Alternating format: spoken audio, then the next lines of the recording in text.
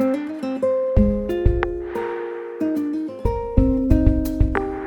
a commencé avec l'histoire des réchauffements climatiques.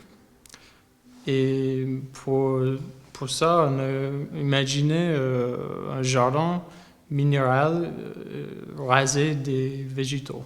Il n'existait plus rien et on voulait créer une scène qui parlait des énergies vitales des plantes. Et au fur et à mesure, c'est des plantes qui reprennent la vie, qui percent et cassent les dalles, des croûtes terrestres si vous voulez.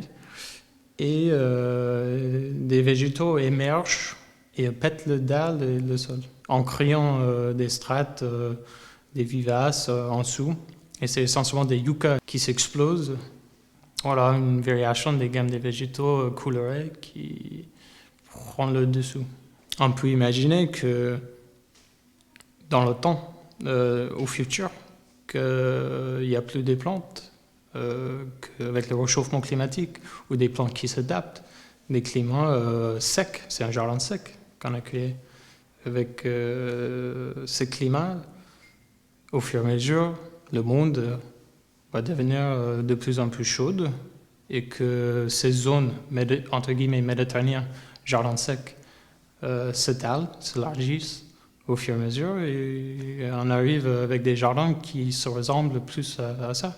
Et pas ces modèles qu'on connaît, forcément des roses, des camélias, des trucs tout taillés en boule. Peut-être, non, c'est rien, dans 1000 ans, ça n'existe plus. On sait jamais, mais bon, j'exagère, mais bon. En gros, ces zones elles vont étaler et devenir de plus en plus importantes.